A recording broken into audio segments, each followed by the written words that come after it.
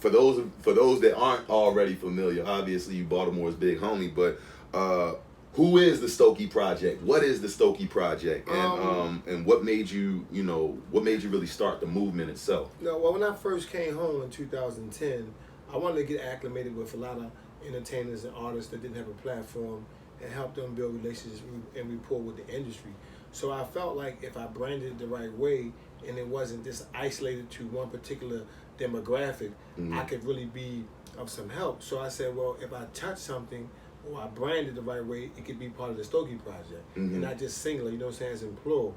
And a friend of mine, rest his soul, Raouf, he helped me, create, the platform, the Stokey Project, and then it started off with just, music, and consulting certain artists that was on a small platform, helping them understand the music business with my relationships and rapport I have with people in the industry. And then it went through film and documentaries, the one I did of my own, The Rise and Fall, Stokey, Cannady, and then just, trying to use that platform to help educate guys on what it feels like and what it is like to be successful from Baltimore. So were you always kind of drawn to the music and entertainment side of it, or did you see that as like a vehicle that you could use to touch and influence people? Well, how did that come to be? I think I wasn't really drawn to it. I think they pulled me in because so many people was doing it. Like when I left the streets, everybody was wanting to be an athlete. It was Michael Jordan and this and that. But then when I came home, everybody was trying to be the Jay-Z's of the world. I'm like, wow, well, let me find a way to get in and help them understand that there are certain components that need to be aligned or in place for them to be successful, because you just can't use your lyrics to, get a deal. You know what I'm saying? So I want to educate them on what to say, how to say it, and hopefully, and not necessarily change anything, but rearrange some things where as though they can have this successful threshold that can be repeated from neighborhood to neighborhood, or just in Baltimore, because Baltimore didn't have anything that I could look at was like successful in the music business. So I wasn't really targeting music per se, but it just happened so naturally because some of the guys that I knew were in the music. I wanted to help them. So it was really all about you being a asset and a helping hand to the people that are already passionate about music and entertainment and all of that kind of stuff. All right, bet. So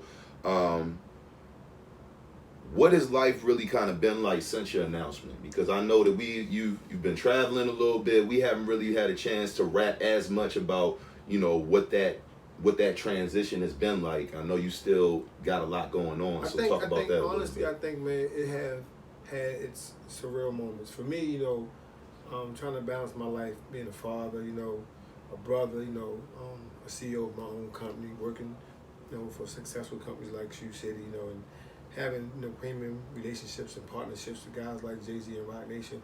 All those things came full circle to me. And I realized that, maybe that was my passion, but that probably wasn't my purpose. Absolutely. So my purpose to me is to serve and give back, and there's no other place in the world that I want to give back to other than Baltimore, especially right now. Being from Baltimore, they have always supported me and given me not only a platform, but giving me the support that was needed to believe in some of the things that I went after. And right now, it wasn't about being a politician and trying to find the same recycled traditional ideas or philosophies of the past. It was about bringing some change to some very, crucial. I mean, it's crucial for me, but it was bringing some change to some people that's really been affected, And that was really the question I was going to segue into, because it's like, knowing you as long as I've known you and having a relationship that we've had, I've seen the impact that you've had, from a grassroots community standpoint. You've always given back. We've done the camp in the community for the past however many years now. You know what I'm saying? Like, you got 5. Like, I got 5 in it with you. But even before I was involved, you've been doing this. You've been doing giveaways during Christmas and the holiday seasons, and you're always opening yourself up and your resources up to people in the community. So why politics? Well, it's not like I'm not saying that you're that you're all about politics and all that kind of stuff. But why is that the vehicle that you think will best allow you to serve your community in a different way? Because you've been a servant since I've known you. I think, in all honesty, I don't want to be a politician traditionally, because I feel like, you have to do some things that I heard you speak about the other day on a podcast about people changing and rearranging things and having to fit a certain criteria, or I identify myself as a helper. Mm-hmm. And I look at the people I affected in my community and across the city in ways where I wouldn't want no one else to do. I sought atonement and forgiveness in ways which, I think was very acceptable to me as a man, and I moved forward with that, knowing that what I did. Moving forward, the bigger the platform, to me, the bigger the opportunities. Being outside the scope of politics, seeing how they move and how they intentionally do things that cause corruption, Mm-hmm. that cause people to lives and freedom to be in jeopardy, and how the hopelessness continues to build based on the elected officials' position in our life. One thing I know that has to change is the infrastructure, because if we don't change the people or the system that we allow to run our life and regulate certain things, then we can't complain about it, right? Absolutely. Because we allow it to take place. Now, one of the reasons why I think men like myself and you need to have certain powers and certain platforms, because it gives us unlimited resources to reach more people. So now, you're absolutely right. I get back for back to school, Christmas, Easter, things I only celebrate to put a smile on someone else's face, especially the children. But what I see being from Baltimore is that we are in crisis mode and we're normalizing it now. Mm-hmm. And I think that when we have leadership that's maybe not necessarily tainting the process intentionally, but being ineffective, it caused me to feel like my child or someone else's child don't have the brightest future that they should have if they had somebody that really cared and gave them what they promised to give them. Right. And I look at safety being one of the things that I understand so well. A lot of people are very comfortable with committing crime.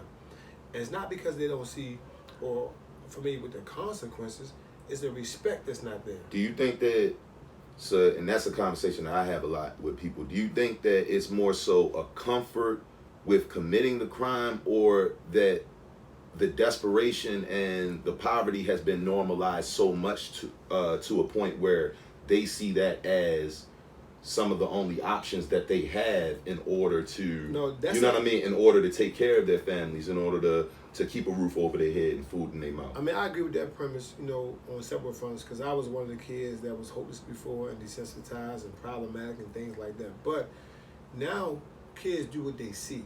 Mm-hmm. And I'm not saying that it's allowed to murder someone, because no one can stop no one from doing anything unless they is isolated, right? And put somewhere where they don't have the resources to do the things they're doing and the means. What I'm saying to you is that I think a lot of these kids' form of survival is causing them to jeopardize not just their freedom, their life. Right. And back when I was a kid, it was about getting ahead. Now they just trying to survive. So the game has changed in ways where as though now a person who is out here doing something illegal is really doing it because they feel as though that's the only way they're going to make it. And if you take that from them, then they think you're taking a part of their livelihood from them. Yeah, that's my thing. It's like you can't condemn them or act to eradicate something without replacing it with some kind of economic and social opportunities that's going to allow them then to take care of themselves legally. Yeah, that's that's my thing. It's like we act like the cats that's hustling on the corner and that's out here doing whatever they have to do, want to be out there. I get people crazy scenarios. I always tell people all the time. I said, like right now, if you go to Baltimore City Zoo, right, mm-hmm. and don't let this go over your head, but you might see an animal or a tiger in a cage, right? Mm-hmm. He just chilling, relax, you know what I'm saying? They walk by, he's not trying to get you or nothing. And because he has been conditioned to realize that he's gonna be taken care of. Mm-hmm. You go to Africa and see that same line, he's gonna tell you out chain, you know what I'm saying? Mm-hmm. Because he looking at you as bait. Mm-hmm. He had to eat you to survive. Mm-hmm. So when you got kids in Baltimore City that really want to do better and they don't see better coming, then they saying, what other options do I have? And to your point, I really believe that if we created affordable housing, we try to make certain mandates in the education system where these kids take mandatory trades mm-hmm. to prepare them for bigger and better job placement, other than trying to say rap or be an athlete, because 1%, 2% make it. You know what I'm saying? Yeah. And that's a low percentage in terms of the overall population. Or even expanding their ideology and beliefs as to what those opportunities are, as opposed to being the rapper. We encourage more people to get into production. We encourage people to get more into because there's so many avenues and opportunities that can be monetized that our kids have talent in, but if they only see a lane for themselves as a rapper or as an actor or as an athlete, you limit yourself. Like, yo, I would much rather be, as a former NFL player, I would much rather be in the ownership box than on the field. You know, and that comes from your experience, because Absolutely. your experience speaks their opinion. And right now, when we look at these young kids, I had a good conversation with a lady the other day. I wasn't saying I want to open up music programs to give kids the only thing to do. I was saying give them something else to do other than sell drugs. But you also have to meet them where they at. And I think that sometimes we act like it's a problem to meet them where they're at if they're already interested. If they're interested in entertainment, if they're interested in music, let's use that as a tool to educate them better. Let's make music a part of how we educate our children. My thing was, to me, that would be my new trap philosophy. So I'm saying if I can get them in music, maybe I can trap them into believing in other things. It's like engineering, electrician, things of that nature, because I can use music as a consolation prize. Listen, absolutely. You can do this, but you have to do that, And again, man, it's all about just being hopeful and being happy, like you say, doing the things that really bring about some change. Like, I realized that even being in Baltimore, there are a lot of opportunities that's not afforded or awarded these kids like in other places, Right. So therefore, when you compare the systemic approach and how things are drastically changing, ask why. You spoke about economics. That's a very, very vital, important point. I mean, I grew up not necessarily on welfare my entire life, but I remember when we had to wait once a month to get a check, to get food stamps and things like that. So I know how these kids feel, And like, it's man, you did a lot of things together, like Hurt People.